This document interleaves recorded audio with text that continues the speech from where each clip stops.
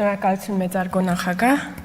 մեծարգո վարչապետ, հարգելի գործընկերներ, սիրելի քաղաքացիներ։ Հայաստանի Հանրապետության Սահմանադրության մեջ գրված է. կրոնական կազմակերպություններն անջատ են պետությունից։ Կրոնական կազմակերպությունները Հայ առաքելական եկեղեցին Հայաստանի Հանրապետությունում գրանցված կրոնական կազմակերպություն է։ Ոմանք Սահմանադրության այս դրույթը ցանկանում են մեկնաբանել, թե իբր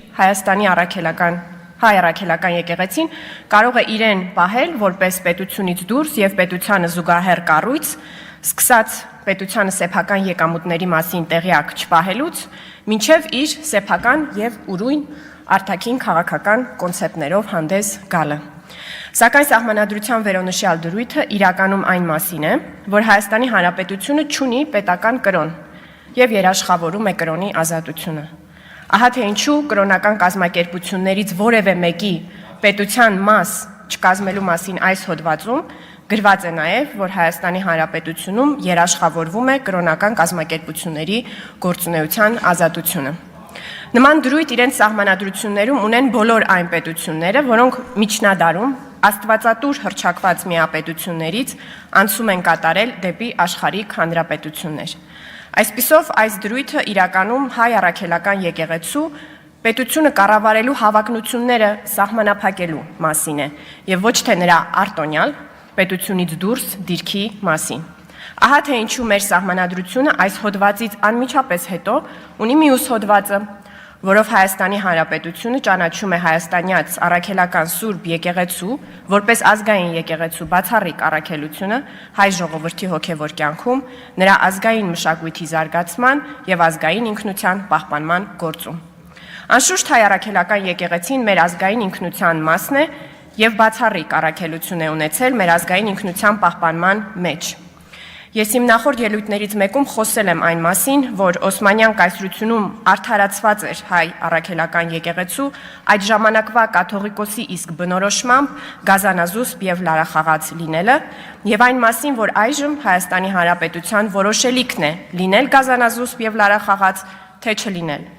Այս անգամ խոսենք պարսկական կայսրության օրինակով, հասկանալու համար, թե ինչ զոհողությունների է գնացել հայ առաքելական եկեղեցին մեր ազգային ինքնության պահպանման իր ստանձնած առաքելությունը կատարելու համար, ինչպես են այդ զոհողությունները փոխել մեր եկեղեցին եւ ինչպես այժմ պետք է փոխվի հայ առաքելական եկեղեցին։ Դպրոցում բոլորս էլ սովորել ենք, որ պարսկական կայսրությունում քրիստոնյա մնալու համար անհրաժեշտ էր վճարել գլխահարկ։ Ընդ որում առնվազն 17-րդ դարում պարսկական կայսրությունը շահագրգռված չէր քրիստոնյաների կամ քրիստոնեության վերացմամբ, քանի որ դա կհանգեցներ ֆինանսական կորուստների։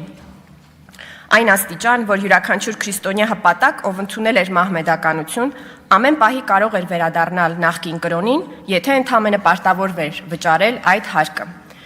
Իսկ ինչ էր վճարում մեր եկեղեցին։ Պարսկաստանում յուրաքանչյուր պաշտոն, ինչպես յուրաքանչյուր պաշտոն, այդպես էլ կաթողիկոսի պաշտոնը պետք է գնվեր։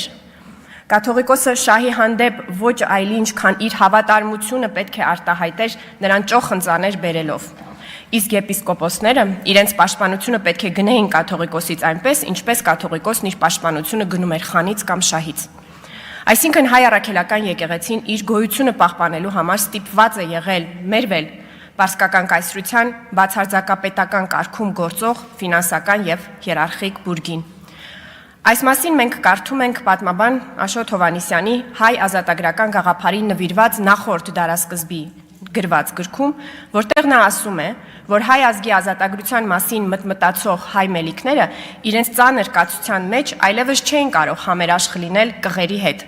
քանի որ մեջբերում եմ պարսկական պետական իմաստության վարքականոններն ավելի ու ավելի յուրացրած եւ գոյություն ունեցող համակարգի հետ համերաշխ ապրող կղերին այլևս հնարավոր չէր ներգրավել ազատագրական ծրագրի մեջ։ Գիտեք, մեր պատմությունը կրկնվելու հատկություն ունի, քանի դեռ մենք գիտակցաբար այն ինքներս կերտելու պատասխանատվություն չստանձնենք։ Ինչպես այն ժամանակ հայ առաքելական եկեղեցին ազատագրական պայքարի գաղափարի կրողը չէր, հաշտ էր կայսրության հետ։ Այդպես էլ այժմ հայ առաքելական եկեղեցին մեր պետության գաղափարի կրողը չէ։ Բայց մենք դա կփոխենք, որովհետև առնվազն մեր ժողովուրդը անտեղի չէ եկեղեցուն ի պահ տվել իր վանքերը։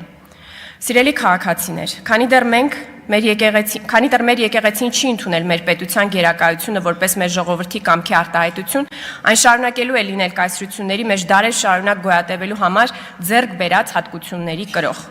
Ես առիթ ունեցել եմ նկարագրելու, թե ինչպես է մեր եկեղեցին կամա թե ակամա բաղձում մեզ վերադարձնել այն վիճակին, երբ ինքն էր մեր ճակատագրի տերը։ Այս անգամ ցանկանում եմ հանրության ուշադրությունը հրավիրել շուրջ 1 ամիս առաջ տեղի ունեցած մի իրադարձության վրա, որը կրկին շատ վառ ի ցույց է դնում, որ մեր եկեղեցին հոգևոր հարցերով զբաղվելու փոխարեն իրեն քաղաքական դերակատար է զգում։ Այս տարվա ապրիլի 27-ին Բալթյան երկրների հայոց թեմի առաջնորդ գերաշնորհ Տեր Վազգեն arczepiskopos Միրզախանյանը Հայաստանի Հանրապետության վարչապետի Էստոնիա կատարած այցի ժամանակ ասել էր. Մեր աղոթքն է, որ պարոն վարչապետ, ձեր այն ծրագրերը, որ ունեք խաղաղության եւ մեր Հայաստանի հարևանների հետ հաշտության, լինի հաջողությամբ։ Մեր աղոթքն է, որ որպես եվրոպական երկրների հավատացյալներ, քաղաքացիներ եւ առաջնորդ, մեր երկիրը դեպի Եվրամիության իր քայլերն անի, որովհետեւ մեր քրիստոնեությունը եկել է իրականության մեջ արևմուտքից, Տրթատ թագավորը Սուրբ Գրիգոր Լուսավորիչը։ Եվ համոզված եմ, որ այն քաղաքակրթությունը, որ տեսնում ենք այստեղ, մեր երկրի ապագան այս քրիստոնեական գեղեցիկ միջավայրում է։ Մեր աղոթքն է, որ այդ հաջողությունները լինեն, որ Հայաստանը նույնպես մերձբալթյան երկրների պես դիցուկ Էստոնիայի կարողանա խաղաղ համագործակցությամբ մեր ժողովրդին լավ, գեղեցիկ ապագա ապահովել։ Թող Տերն օրհնի Հայաստանը, ողջ ավականին, ձեզ եւ բոլոր բարի առաքելությունները։ Եվ ինչ, հայ առաքելական եկեղեցին որոշեց հայտարարությամբ արձագանքել arczepiskoposi աղոթքները գրաքննության ենթարկելով եւ ասաց.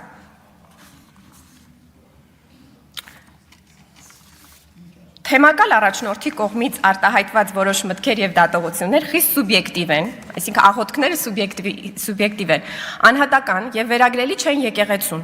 Որևէ հարցի առնչությամբ գնահատականներ հնչեցնելիս, հատկապես երբ եկեղեցու պաշտոնական դիրքորոշում առկա չէ, եկեղեցականները որոշապես պետք է շրջահայացություն եւ զգուշավորություն դրսեւորեն թյուր մեկնաբանությունների տեղիք չտալու համար։ Այսինքն ինչի հետ համաձայն չէ մեր եկեղեցին որպես ինստիտուտ, որ Հայաստանի վարչապետը հաջողի, որ Հայաստանը հարևանների հետ խաղաղության հասնի, որ քրիստոնեությունը արևմուտքի կրոնն է, որ Հայաստանը շարժվի դեպի Եվրամիություն, որ Տերն օրհնի Հայաստանը։ Բայց ամենակարևոր հարցը, սիրելի քաղաքացիներ, հետևյալն է. մեր եկեղեցին որպես կառույց պետք է կարծիք, ավելին պաշտոնական դիրքորոշում ունենա այս հարցերի վերաբերյալ, որ անհատ եկեղեցականն էլ որպես մարդ, որպես քաղաքացի չկարողանա արտահայտել իր դիրքորոշումը։ 44-օրյա պատերազմի ավարտից ի վեր Հայաստանի Հանրապետության Հայաստանի ժողովրդի ինքնակազմակերպման գերագույն ձևի դեմ ընդվզել են ապապետական, կայսերական քաղաքական մտքի կրող գեներալներ եւ դիվանագետներ, ընդվզել են եւ ընկրկել։ Այժմ այդ քաղաքական մտքի բուն ծնողի եկեղեցու հերթն է։ Վերջը պարզ է։ Գուցե զինված ուժերի գլխավոր շտաբի նախկին պետի նման դիմի Հայաստանի Հանրապետության վարչական դատարան։ Հիշում եք, նա էլ իր ընդվզումից հետո ստիպված եղավ այնուամենայնիվ առերեսվել պետության հետ։ Եվս 3 փոքր նկատառում։ Մարդիկ հարցնում են, միթե եկեղեցու որոշ սպասավորների կուսակրոն չլինելը քննարկելը նրանց անձնական կյանքին միջամտություն չէ։ Այս քննադատությունը բաց է թողնում մի կարևոր հանգամանք։ Կուսակրոնությունը հանրայնորեն հռչակված պայման է մեր հազարամյա վանքերը խնամելու համար եւ ոչ միայն դա անելու համար։ Եվ մեզ հետաքրքիր է ոչ թե ինչ-որ մեկի անձնական կյանքը, այլ երեսպաշտությունը, կեղծիքը դադարեցնելը։ Կամ կյանքը պետք է համապատասխանի կանոնագրքին, կամ կանոնագիրքը կյանքին։ Երկրորդը, երբեմն նաև կարծիք է հնչում, թե ահա մենք թողած օրինակ Իսրայել-Իրան հակամարտությունը զբաղված ենք հայ առաքելական եկեղեցով։ Հայ առաքելական եկեղեցու խնդիրները իհարկե պետք է լուծվեն, քանի որ սա ուղիղ կապ ունի մեր երկրի դիմակայունության եւ անվտանգության հետ։ Պետք է լուծվեն թե կայսերական օրակարգերի հարցերը, թե քաղաքականությանը եւ ընտրություններին չմիջամտելու հարցերը, թե եկամուտների եւ հարկերի հարցերը, թե կանոնագրքին համապատասխանության հարցերը, թե բանակի հետ կապված արտոնությունների հարցերը։ Եվ մի վերջին նկատառում բառապաշարի հետ կապված։ Ոմանց նուրբ հոգիները ցնցվել են վարչապետի բառապաշարից։ Իմ նուրբ հոգին եւս, պարոն վարչապետ, խստորեն դատապարտում եմ։ Սակայն ոմանց պարագայում այդ ցնցումը արժանի ցնցում էր, քանի որ արդեն որ երրորդ տարին է,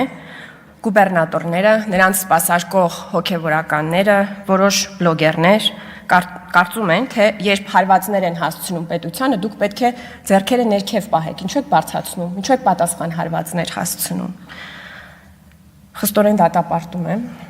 եւ ամբողջությամբ աջակցում, պարոն վարչապետ,